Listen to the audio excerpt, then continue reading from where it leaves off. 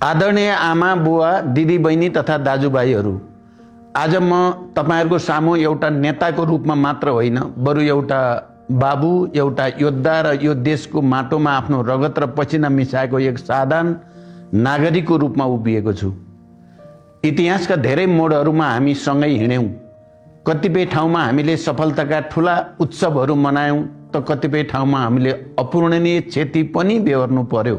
आजको यो घडी मेरा लागि केवल सत्ताको कुरा होइन, यो देशको भविष्य र विशेष गरी मेरा युवा साथीहरू जेनजीका छोराछोरीहरूको सपनाको कुरा हो।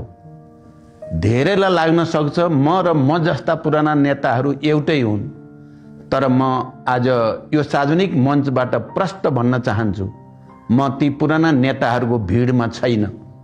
म त्यो सत्ताको भागबण्डाको सम्झौतामा कहिल्यै सहभागी हुन चाहन्न जसले देशलाई बन्धक बनाएर राखेको छ।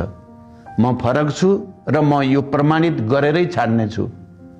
मेरो काम र मेरो निष्ठालाई आज होइन भोलिको समयले प्रमाणित गर्नेछ। व्यक्तिगत त्याग र सङ्घर्षको भावना मेरो जीवनको यात्रा एउटा खुला किताब जस्तै छ।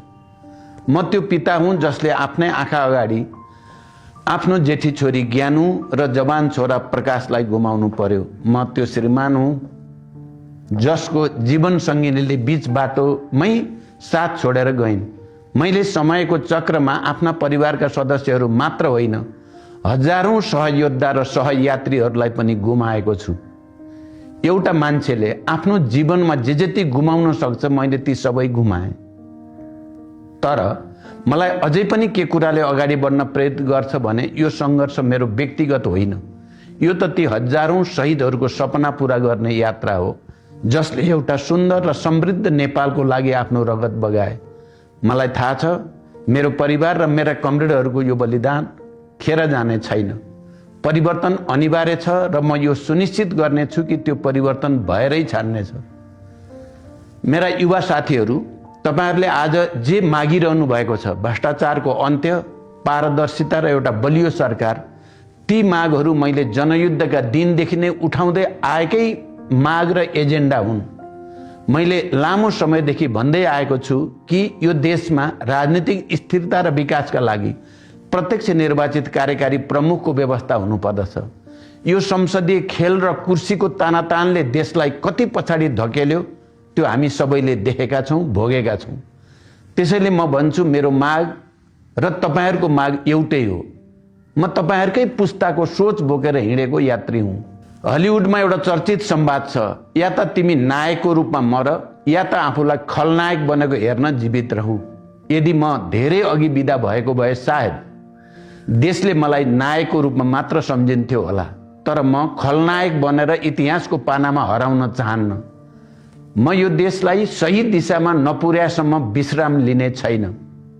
तपाईहरुले मलाई आज कुन रूपमा देख्नुहुन्छ यो तपाईहरुको स्वतन्त्रता र अधिकारको कुरा हो, तर मेरो अभावमा मेरो उपस्थितिको महसुस तब हुनेछ जब तपाईहरुले मैले कोरेका परिवर्तनहरूलाई भोग्नु हुनेछ।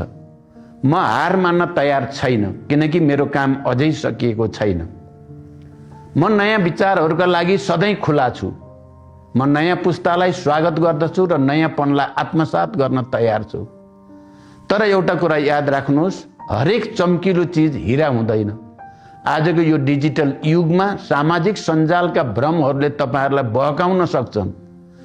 कसैले तपाईहरुलाई सानो महसुस गराउन नदिनुहोस्। म यहाँ तपाईहरुसँग भोट माग्न आएको होइन, म त तपाईहरुलाई स्वतन्त्र चिन्तनको लागि अपिल गर्न आएको हुँ। प्रश्न सोध्न नछोड्नुहोस्, म त्यसको जवाफ दिन तयार छु।